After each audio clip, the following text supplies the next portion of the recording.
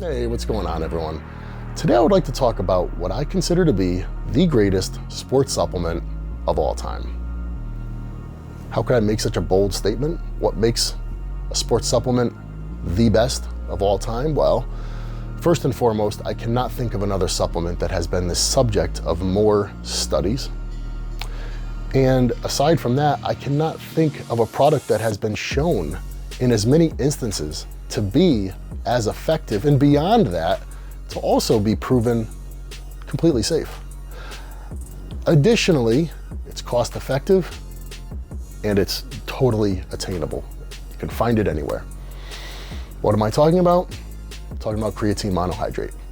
Some of you watching, you may have lived through the 90s and you may remember creatine first hitting the scene.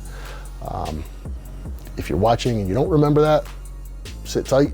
I'm gonna school you on the whole thing.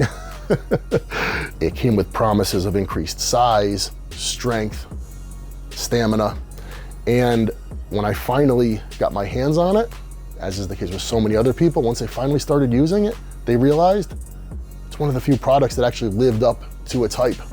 And the stuff has stood the test of time, right? It's been 20 plus years that people have been using it.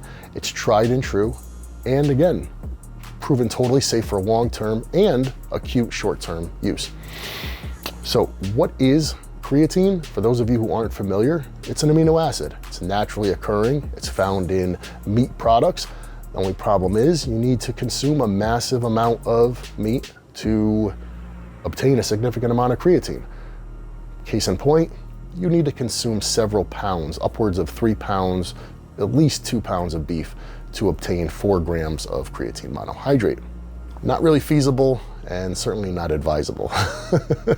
Enter creatine products. So how do you use creatine?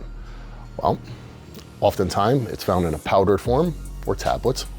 And if you're someone who is under 120 pounds, generally 3 grams is considered a viable daily dose. If you're between 120 and 200 pounds, you would shoot for 5 grams. And if you're over 200 pounds, 8 grams is considered more realistic. The way creatine works is by saturating the muscle tissues. It works systemically, so it's not a product. People say, well, should I use it pre-workout, post-workout? Should I take it with liquid carbohydrates? Should I take it with protein? Take it with a meal? Doesn't matter. The key point is using an adequate dose and doing it daily without fail. Because, if you start missing doses, the muscle saturation decreases and the product viability also decreases. So you start using creatine, and for most people, it will take about 4 weeks to realize the maximum benefit. Again, size, strength, stamina. You can speed up that process by loading creatine. What's loading? Essentially, you increase your daily dose by a factor of 4 times, and you do that for a 1-week period. So if you're someone who would take 3 grams daily, you would take 12 grams for 7 days.